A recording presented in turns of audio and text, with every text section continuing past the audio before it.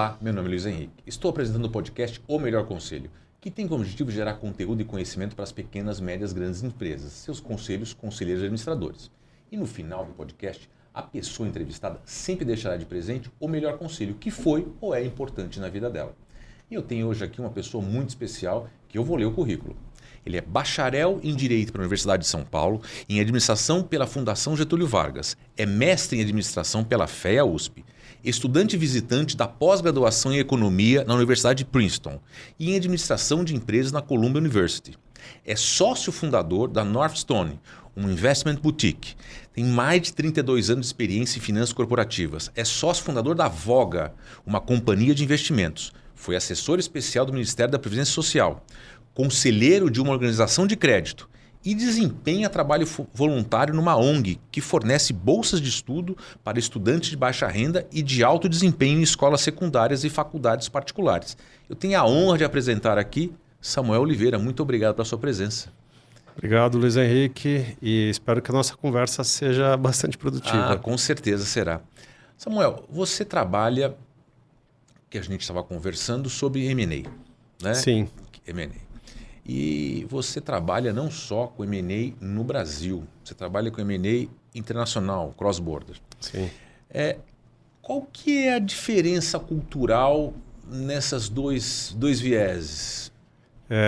Primeiro, o fator cultural ele é um dos fatores chaves de sucesso numa transação de M&A, e todas as partes envolvidas num processo, principalmente o management, o conselho das companhias, seja do comprador e do vendedor, tem que ter noção e uma leitura clara de quais são essas discrepâncias, essas diferenças. Porque o fundamental durante um processo de M&A é a capacidade das partes se comunicarem o tempo todo.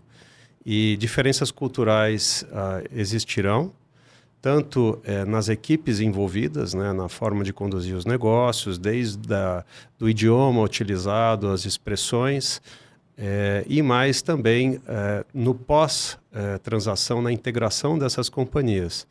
É importante que esses temas, por exemplo, de integração pós-aquisição, que são pertinentes, né, no campo da cultura organizacional, também sejam trazidos no processo de negociação durante a transação, para que as partes envolvidas, principalmente os acionistas da empresa compradora e o seu conselho, entendam as dificuldades que eles podem ter no momento seguinte, né, da transação. Mas quem trabalha muito tempo com transações cross-border, né, que é o meu caso, e já tendo trabalhado com transações com China, com Índia, com Austrália, com França, Estados Unidos, a gente acaba aprendendo, e aqui no Brasil também, de certa forma, lidar com essas questões. Lembrando que numa transação grande, cross-border, as equipes envolvidas no lado do comprador e vendedor são numerosas, de advogados, auditores, assessores financeiros, consultores, e as pessoas que trabalham há muito tempo com isso estão acostumadas a trabalhar com equipes multidisciplinares internacionais e até se conhecem, né, já muitas vezes. Então é como se fosse um mundo à parte, né? Interessante. A transação em si, ela vira um bicho separado do comprador e vendedor, é o projeto. E aí você tem profissionais do lado do comprador e profissionais do lado do vendedor. Que às vezes se conhecem. Trabalhar em outros projetos. Mesmo um estando em Londres, o outro em Paris, um em Genebra. E grande parte desses profissionais no mercado financeiro frequentaram escolas de negócios, né, nos Estados Unidos ou na Inglaterra, e tem mais ou menos o mesmo perfil, o mesmo padrão. Isso ajuda bastante também, porque no final os profissionais que ficaram mais tempo nesse business e foram bem-sucedidos acabaram vindo dessas escolas e tendo exposições também a essas diferenças culturais e se transformaram em profissionais capacitados, né, a transpor essas questões culturais e transformar isto em um negócio, né, fazer do limão a limonada. Então, assim, é uma questão a ser considerada, mas ela não é, de forma nenhuma, um impeditivo de ter transação. Ela existe, né, a questão cultural, seja entre as equipes envolvidas e seja entre comprador e vendedor, né? O assessor, no final, ele busca como objetivo final concluir a sua transação, seja se ele está assessorando o comprador ou o vendedor, mas, ao mesmo tempo, ele está lendo as pessoas que estão envolvidas também para entender as expectativas que são muitas vezes explicitadas em reuniões, por exemplo, presenciais por linguagem de corpo, body language. Vamos pensar que em algum momento de uma transação todo mundo quer remar para o mesmo lugar, quer concluir. Mas durante a transação, cada stakeholder ele vai tentar maximizar o seu valor. E existe um conflito relacionado a isso, obviamente, que é parte da negociação. Mas quem trabalhou muito tempo com isso acaba desenvolvendo uma habilidade de antecipar esses movimentos e entender essa linguagem corporal, inclusive as demoras, às vezes, nas respostas, e tentar se colocar no lugar de quem está do outro lado da mesa também. E tudo isso temperado por questões culturais que elas pesam. Vou te dar um exemplo até, que aí é bem idiosincrático. Feriados, trabalhar fim de semana, coisa simples. Trabalhar de madrugada. Em alguns países, domingo é dia de trabalho. Feriados religiosos, por exemplo, que acabam atrasando operações. Tem a questão do europeu, né? Quando a gente está envolvido em M&A com a Europa, em grande parte das transações a gente sabe que de julho a agosto nada vai acontecer, o que é bizarro, né? Porque a gente aqui no Brasil trabalha muito. A gente tem mais ou menos a mesma ética de trabalho do americano, né? Principalmente quando se trata de mercado financeiro. Então não tem dia bom ou ruim para nós. A gente estava conversando sobre isso, trabalho a fim de semana. Isso é um aspecto cultural também. E você tem que respeitar isso, entender, avisar teu cliente, olha, vai acontecer isto, né? Se eu estou do lado do vendedor, numa empresa brasileira, e eu recebo uma proposta de uma empresa francesa, de uma empresa americana, é muito provável que a empresa francesa, se escorregar a transação lá para o mês de final de junho, começar julho, provavelmente essa transação vai escorregar para setembro, com aquele comprador. Com o americano, não. Pode ser que feche a transação em julho mesmo. O seu americano normalmente é workaholic, ele é sempre responsive, é rápido, ele aciona conselho mesmo virtual, mesmo virtualmente, etc. Agora, de novo, fazendo muita transação com vários países e várias culturas, você acaba transformando isso em algo produtivo, algo que te leve a uma conclusão, sem que isso seja algo que possa irritar desnecessariamente uma parte ou outra. Quer dizer, o assessor, você estava falando de balizar a língua, que normalmente é o inglês, né, que Sim. baliza tudo, mas o assessor também, além do conhecimento técnico, ele tem que ter um conhecimento cultural e fazer a conexão disso. Quer dizer, ele tem que filtrar para os dois lados. Olha, peraí, lá não é assim, lá é desse jeito, vamos mudar isso. Eu tive a sorte, a oportunidade de ter feito transações com empresas da Índia, né? Em algum momento da minha carreira, eu fiz algumas transações com empresas farmacêuticas lá. E uma das coisas difíceis de entender, até acostumar com isso, é que o indiano, quando ele faz assim com a cabeça, é o sim dele. E é uma coisa simples, né? Sim. E eu até comprei uns 2 livros sobre isso, né? Sobre diferenças culturais nos gestos corporais, porque nosso business é negociação, né? Para entender, né, esse jogo de corpo e essas coisas simples, né? Feriados também.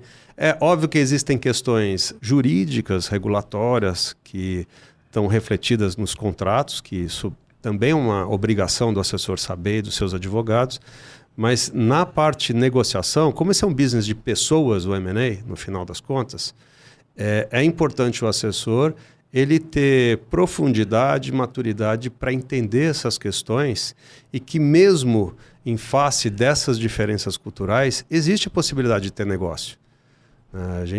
Eu já presenciei negócios cross-border em todos os tipos de culturas possíveis. Não há negócio impossível no M&A. Vai acontecer a despeito das diferenças culturais. Agora, isso é uma questão até o dia que a transação é feita. No dia seguinte, que é o dia quando começa a integrar as companhias, aí existem outras questões culturais que estão na mesa que normalmente, né, durante o processo de negociação, o bom comprador, né, a empresa que tem uma boa governança, que tem experiência em fazer aquisições, ela já vai se antecipando nessas questões, para escolher quem vai suceder o dono, como ela vai lidar com a mão de obra, porque existem coisas escritas e outras não escritas, né? E ela precisa, para uma integração bem sucedida, o bom comprador, aquele comprador serial que entende o que está fazendo, já fez em vários países, ele tem que antecipar essas questões. Em contatos com o management, com o acionista, entender, olha, esse fica, esse não fica, esse se eu tirar nós vamos ter um problema, um choque cultural, e às vezes estilos de gestão, né? Existem empresas que têm, isso que é importante, né? A cultura organizacional é essencial, ela é a cola que gruda pessoas, fornecedores, clientes, né? Pensando na empresa como um nexo, né, de contratos, é a teoria da firma, né? É importante, estrategicamente, para quem é um comprador serial, quem gosta de crescer não organicamente, fazer essa leitura, aproveitar a due diligence e as interações nas negociações e entrar nessa questão ex ante, não esperar para fazer isso só depois que comprar. Ele começar a fazer essa leitura com dados internos da due diligence, com as interações, mas consultando pessoas, ex-funcionários, entender qual é a dinâmica, qual é a cola daquela companhia, qual é a cultura organizacional dela. Porque muitas vezes o valor está ali, né? Na maior parte das vezes. E ao tirar isso, né, uma empresa que é orientada a resultados, trabalha com uma empresa que tem um tipo de cultura organizacional mais baseado em clã, que a gente chama, né? Que é respeito ao mais velho, que tem conhecimento, pessoas com outra dinâmica, funcionários com outra dinâmica, né, de vida, etc. De repente se vê numa empresa controladora que é focada no bottom line, que não está nem aí como o resultado é obtido. É a mesma coisa, uma empresa que tem uma postura ultra ética e que tem esse tipo de cola, e a outra empresa que olha, é resultado no matter what. Isso é um clash cultural, a gente vê bastante isso acontecendo. Então isso é como a cultura influencia antes, é o que eu respondi para você, e depois eu sempre sugiro para os meus clientes, quando eu estou do lado do comprador, vamos antecipar essas questões, mesmo existindo assessores dos dois lados que procuram fazer com que se evite contato entre as partes, é bom que você entenda esse intangível que você está comprando. Sim. Porque isso é um fator-chave de sucesso depois na integração. Agora, você falou que as equipes às vezes são grandes, são numerosas e devem ser. Como é que você garante o sigilo? Como é que você... Quer dizer, NDA para todo mundo, NDA para todas as partes, para comprador, vendedor, todos os níveis do comprador, todos os níveis do vendedor. Todos os níveis não, mas boa parte dos níveis dos dois lados e mais esse pessoal todo, né? Sim. Luiz, eu me defronto com esse tipo de pergunta e questionamento de clientes o tempo todo. O brasileiro é um tipo interessante porque a gente tem costume, né? Nós somos os reis da piada pronta, dos memes, né? De fazer piada com... Sim. A gente não se leva a sério, o que é legal, acho que é uma característica legal do brasileiro. E ao não levar a sério nada, a pergunta é o que um acordo de confidencialidade efetivamente me dá de conforto, eu como empresário, de que esse sujeito que eu pouco vi na minha vida, que é um competidor, ele não vai depois pegar as minhas informações e... Enfim, a gente, obviamente, tem a responsabilidade de fazer documentos bem feitos, bem amarrados e que sejam factíveis, que contratos em que as partes se comprometam a manter sigilo, mas fisicamente no processo, quando a gente percebe que existe uma tensão concorrencial, potencial ou existente entre as partes, o que acontece é que dados extremamente confidenciais, até em respeito a direito econômico, a não concorrência, direito concorrencial, ao CAD, a gente procura aguardar que questões mais sensíveis só sejam reveladas muito ao final da diligência, para proteger, porque já tem a proteção do contrato, que é o NDA, já teria, em tese. Mas mesmo assim é legal existir uma proteção física da informação, das informações mais sensíveis. É comum aqui, em vários casos, e está crescendo aqui nas transações que a gente tem feito, a preocupação, às vezes, a gente atuando do lado do comprador, do nosso cliente querer saber, olha, essa empresa é baseada como a sua empresa, em contratos, né? Ele tem lá 2.000 clientes, 1.000 clientes. A gente quer saber dos 20 maiores clientes, olha a curva de Pareto dos clientes dele, se eles estão satisfeitos. É óbvio que o vendedor não vai deixar o comprador ter acesso a um cliente dele. Uhum. O que se faz normalmente? Você espera, terminou a due diligence, eventualmente pode-se circular já uma minuta de contrato de compra e venda, e aí durante essa minuta ou esse acesso pode ser permitido ou entre a assinatura do contrato de compra e venda e o efetivo fechamento da transação como uma condição do negócio eventual. Só que é um approach feito muito à distância. O cliente que vai ser abordado, ele normalmente pensa que ele está sendo entrevistado por alguém fazendo um controle de qualidade para o cliente dele, que vai lá entrevistar para saber se está satisfeito, e vai uma equipe de consultoria externa, né, para o cliente diretamente não ter, o concorrente diretamente não ter acesso àquele cliente. A gente entende que isso é uma preocupação pertinente, porque a gente já viu aqui no Brasil de conflitos não escritos. Você está naquela fase de contrato, está ali há 3, 4 meses para vencer, e você, que é da empresa vendedora, o dono, sabe que aquele contrato dificilmente será renovado porque aquela empresa, você não prestou um bom serviço, o cara reclamou, mas não tem registro, não está em e-mail, não é pego na due diligence. Aí o que acontece? O comprador compra a empresa, aquele contrato é rescindido ou acaba e não é renovado. O que fazer? Não é garantir, isso é risco do negócio. Mas se o vendedor já sabia que isso ia acontecer e não revelou, é uma omissão. Como você se previne disso? Tem lá dispositivos no contrato de compra e venda que, de certa forma, né, os dispositivos de declarações, garantias, você tem cláusula de indenização, mas nem isso é suficiente para proteger. E fazer negócio aqui no Brasil é mais complexo. Então, o que a gente sugere, né, para uma proteção adicional à confidencialidade, vamos, nas informações mais sensíveis, revelar só mais para o final da transação, quando a gente tiver mais convicção que o negócio ocorrerá, e mesmo assim um número muito restrito de pessoas poderá ter acesso àquilo.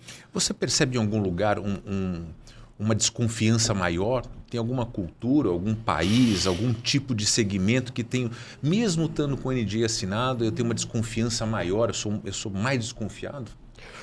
Bem, certamente, né, pela minha experiência, um acordo de confidencialidade em outros sistemas legais, né, e como nos Estados Unidos, ele tem um grau de seriedade maior do que aqui no Brasil.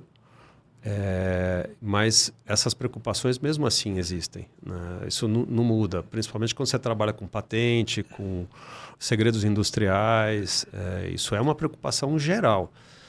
E tanto é uma preocupação que os órgãos de controle, as agências de controle, né, os CADs por aí, antitrust, eles têm essa preocupação também. Tanto é que nos contratos ainda sem efeito vinculativo, né, da transação, nós aqui recomendamos para nossos clientes que tentem evitar qualquer tipo de dispositivo anticoncorrencial.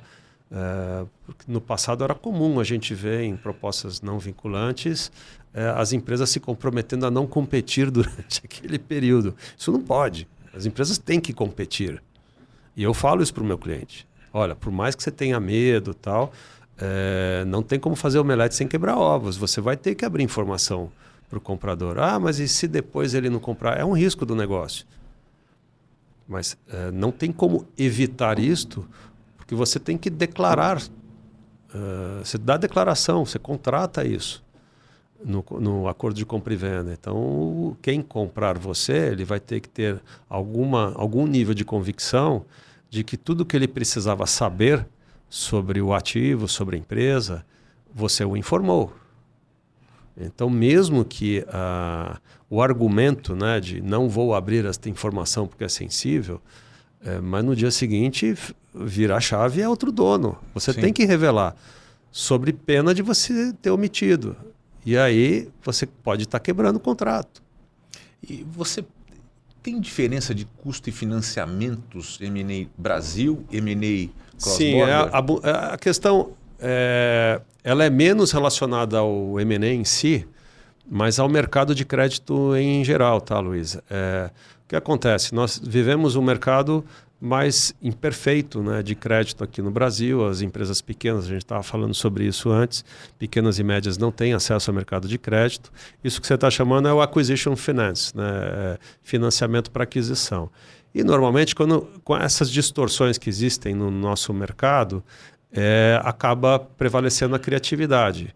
Muitas vezes, a gente viu isso acontecer no setor de hospitais, no setor de saúde, de educação, muita transação sendo feita em duas fases, ou seja, faz-se um pagamento inicial, 50%, 60%, e depois paga-se, a gente chama isso de seller finance, muitas vezes isso é maquiado como um earn-out, como um pagamento variável de uma outra parcela em 2, 3 anos, baseado em performance. Mas no fim é um pagamento diferido, né?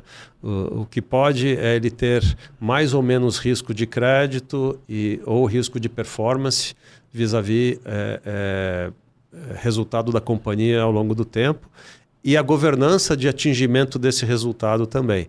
Mas o fato é que isso é uma forma de financiar a aquisição quando você não tem acesso a financiamento em mercado de capitais. Nos Estados Unidos é mais abundante o financiamento. É comum empresas comprarem outras empresas usando dívida. É comum, né?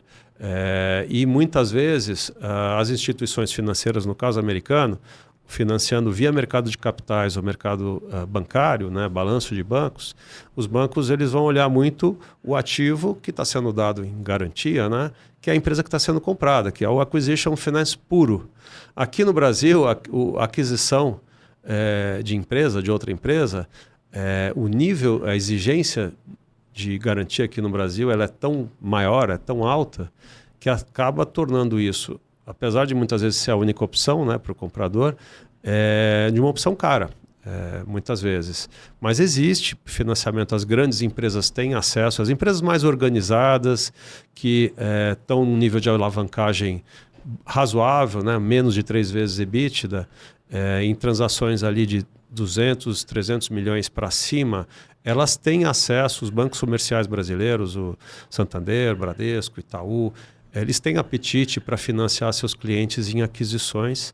É um bom uso tanto do recurso do banco, como também para o tomador desse recurso, porque normalmente isso vai implicar em aumentar de tamanho, você vai ter 2 EBITDAs ali, o seu e o EBITDA da empresa combinada para repagar aquela dívida, né, geração de caixa.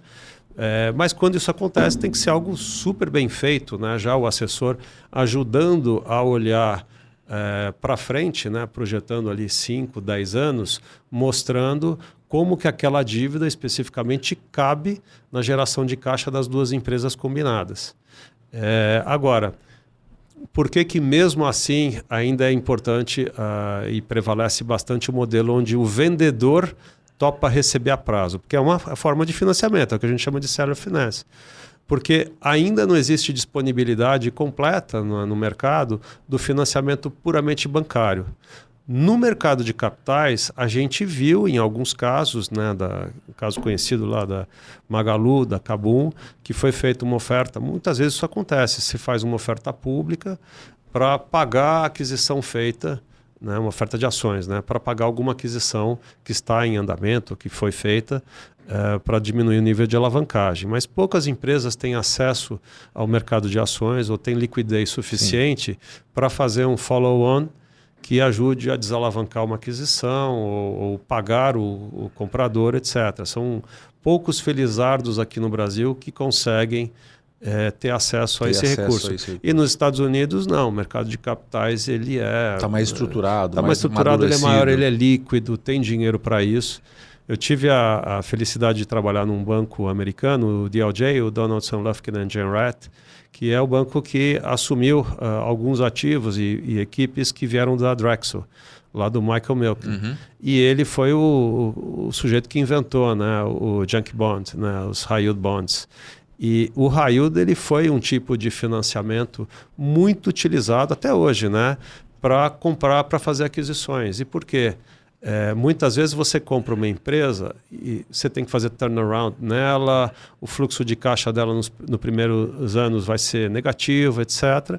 E você não tem como amortizar a principal. Você não vai ter recurso para amortizar a principal. E ele bolou, né, um tipo de título que você paga, que é o bullet, que você paga inteirinho no vencimento, em 10 anos. Por isso que o nome era quasi equity, né, quasi equity. E principalmente no setor de telecom e telecom infrastructure, semicondutores, muita transação foi feita com acquisition finance bullet, com emissão de high yield bonds e inteirinho o mercado de capitais. Não foi assim um banco, não, foi lá, foi no público mesmo e os fundos foram comprar o high yield bond da empresa A de fibra ótica comprando a empresa B. Isso aqui ainda é alguma coisa impensável no Brasil. E me diz uma coisa, papel do Conselho de Administração tem papel fundamental, tem papel acessório nesses M&As? Fundamental. Hoje a gente, aliás, para nós é uma felicidade, né? Eu trabalho há muito tempo com isso e minha formação ela veio muito, né, no mundo acadêmico, das teorias de administração, né, de gestão, teoria de contratos, teoria da firma, conflito de interesses. Esse foi meu objeto, né, na FEA, né, de estudo. E é legal ver a transição das companhias aqui no Brasil, como nós tivemos uma geração, né, de escolas de gestão e consultorias focadas na transição de empresa familiar para profissionalização. Depois um período que é o que a gente conversou sobre orçamento base zero, em controlar custo, controlar orçamento. E agora a gente está vivendo esse momento de governança, né? Que eu acho super positivo. O M&A ele é um tema estratégico, que é o crescimento não orgânico. E eu sempre repito para os nossos clientes, quando a gente é abordado para enviar proposta, quando eles vem perguntar o que eu acho da aquisição A ou B, eu gosto sempre de dizer, o importante primeiro é definir o quê. O M&A talvez seja o como. O quê é o que você quer ser quando crescer. Você quer dominar o setor, você quer ter margem, você quer ser rico, você quer ser famoso, você quer ser poderoso. O que você quer ser? Aí tem os caminhos para chegar nisso aí. Então, o conselho, ele é quem ajuda, ele dá conselho ao acionista a definir esses OQs. E as transações normalmente tendem a ser bem-sucedidas quando você, em toda a cadeia de comando, em toda a cadeia decisória, todo mundo participou. Mas às vezes é difícil porque aparece uma oportunidade, nós temos que nos mover rápido. Mais ou menos, porque hoje com reuniões virtuais, etc., uma vez o conselho, por exemplo, tendo sido submetido a ele, questionado sobre a forma de crescimento, ou o objetivo de crescimento do ano que vem, por exemplo, olha, vou crescer 10%, 5% organicamente, 5% não organicamente, através de aquisições, joint ventures, troca de ativos, não importa. Já é um driver. Se eu vou crescer 5%, mas aonde? No Chile, no México e na Austrália. Determinou-se já. Então você vai buscar empresas você tem uma área de novos negócios que vai buscar ativos nesses lugares. E essa área de novos negócios tem lá a estatística, o hit ratio da companhia, de quantas negociações viram closing. Que esse é um outro tema super importante. Por isso, a alta gestão da companhia, os conselheiros, tendo noção e tendo participado da decisão de que o crescimento não orgânico vai ter que ser de 5%, o budget da companhia para incidir em custo de transação, contratar assessor, advogado, ele vai ter sido aprovado. A empresa ela sabe que para chegar nos 5%, quanto que isso representa? Representa uma adição de 500 milhões de dólares a mais de receitas. Para comprar uma empresa que te adicione 500 milhões, você vai olhar, será que são duas de 250? Mas se você olhar duas e não fechar com uma, é só 250. Então, você tem que olhar 10. Fica pior com 250 Você e com tem 500. que olhar umas 10, porque daí tua estatística eu vou conseguir fechar 20% desses deals dentro do ano fiscal. A gente não pode esquecer, principalmente em empresa listada em bolsa, existe uma palavrinha chamada guidance. O CEO, Relações com Investidores, ou CFO, ele já deu guidance para o mercado. E o mercado está esperando que metade do crescimento da empresa de 10% do ano que vem virá de aquisições. Então ele vai ter que fechar 1 ou 2 negócios. E aí o que acontece? O conselho ele trabalha em conjunto com a área de novos negócios. Obviamente ele vai impor algumas limitações de preço, ele vai dar margem, né? E quanto mais você envolve o conselho, mais você vai educando o conselho no que a gente chama do deal making, que são os obstáculos, as características de transações de M&A que eu te falei aqui, né? De culturais e tal, que o conselho precisa entender como é que funciona. Uma coisa interessante, que você falou dos meses, né? De julho, agosto, e aí você chega... Os franceses vão me matar se ouvirem isso. Uma empresa americana que fecha seu balanço em setembro. Tem isso, né? Também. Então tem o balanço em setembro deles, que é diferente, né? É um ano fiscal diferente. Sim. Quer dizer, muda também essa estratégia e você acaba perdendo 3 meses. E, Luiz, eu aprendi o seguinte, né? 2 coisas matam transações de M&A, tempo e mentira. Porque a mentira vai ser descoberta. A mentira, a omissão, ela vai ser descoberta. E o tempo, quando acontece esse tipo de evento, por exemplo, transação, você sabe com o ano fiscal quem tem 31 de dezembro. Aí você tem CAD, tem uma série de coisas. E a empresa quer anunciar aquela transação em bolsa, porque sabe que aquilo vai boost o preço da ação dela. Aí o que acontece? Demora a diligência, etc. Aí vai escorregar para o ano seguinte. Se escorregar para o ano seguinte, o comprador vai querer esperar para a empresa fechar o balanço dela de 31 de dezembro. Assim, não vai escorregar para o dia 1 de janeiro, escorrega para o dia 31 de março. E aí você tem descolamento do dólar, guerra, aí você tem outros problemas, até geopolíticos que podem acontecer. E o conselho, pós-fusão, tem uma função muito importante nesse processo, M&A? Sim. Pós-fusão imediata, eu estou falando, logo após. Sim, e é o que eu falei sobre a cultura organizacional para você no início. O conselho, né, ao criar esses comitês, né, de M&A, etc., nas empresas que são compradores seriais, a gente já tem alguns aqui no Brasil que já fizeram esse learning curve aí, o grupo GPS, que é citado aqui, eles já têm lá o framework do que fazer, o que fazer primeiro, por exemplo, na empresa comprada. Normalmente, a postura que eu tenho visto nesses meus anos aqui de advisory, a postura é conservadora, ou seja, o mais importante é não perder a receita e as margens da empresa no primeiro ano, e não o contrário, não colocar maçarico para ficar atingindo meta. Ou seja, a pior coisa é você comprar mudar a empresa o clima que já está instalado. E já não atinge nem a meta no ano seguinte. E daí, como vai olhar o consolidado pro forma? Na hora que consolidar realmente os resultados, né, a empresa comprada traz a compradora para baixo. Então, a postura vamos preservar, fazer as mudanças culturais ao longo do tempo para preservar os funcionários-chave, para eles não saírem, dar incentivos, etc. E essas empresas que fazem muitas aquisições acabam desenvolvendo equipes, né, task teams, que acabam se acostumando também com essas transições, que são pessoas que têm características específicas para a transição. Mais ou menos, faça o básico bem feito. Continue fazendo o básico bem feito. Mas trazer pessoas dessas equipes para dentro da diligência, para já ter contato com o outro lado antes de fechar o negócio. Porque os yellow flags, eles pipocam o tempo todo. Sim. Você vai percebendo nos pequenos sinais.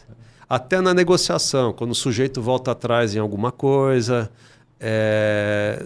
Enfim, na vida é assim. Você percebe, você vai lendo a pessoa. Poxa, será que as outras pessoas da empresa também agem do mesmo jeito? Exatamente. Agora, Samuel, por falar em vida que você falou agora, eu pedi no começo e agora eu insisto para você deixar um presente. E o presente do podcast é o melhor conselho. Que foi importante ou é importante para você, que você aprendeu com um parente, você inventou, você... O que você pode deixar de presente para a gente? Sem dúvida, nesse nosso mundo aqui, seja para o conselho, para os gestores, é aprender a dizer não. Aprender a dizer e a ouvir não. Mas principalmente aprender a dizer não. Porque o tempo, ele é uma commodity que ela é única, ela não volta. Dinheiro se arruma, todo o resto você arruma. Agora o tempo mata as transações. E muitas vezes existe um não ali latente e um lado não quer ouvir e o outro lado tem medo de falar. Medo de falar ou o sujeito já matou a transação e a gente diz, ele está querendo manter a relação como um free option. Que ele provavelmente já não está mais gastando nada com aquilo, mas quando são duas empresas que concorrem, mesmo quando a transação, uma das partes sabe que não vai mais fazer o negócio, ele quer manter aquela relação para saber o que está acontecendo com a outra empresa. Outro lado da trincheira. Como uma forma de ler o outro lado da trincheira.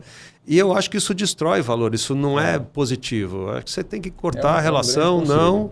Acabou, vamos para a próxima, isso é apenas um negócio, né? Samuel, eu te agradeço imensamente o seu convite. Obrigado a você, Luiz. Agradeço muito as informações, foram muito importantes. Obrigado. E eu agradeço você que acompanhou a jornada até aqui do nosso podcast, muito obrigado. E peço para vocês acompanharem no nosso canal do Instagram, que é O Melhor Conselho Oficial, e também o nosso site www.omelhorconselho.com.br. Muito obrigado e até o próximo episódio.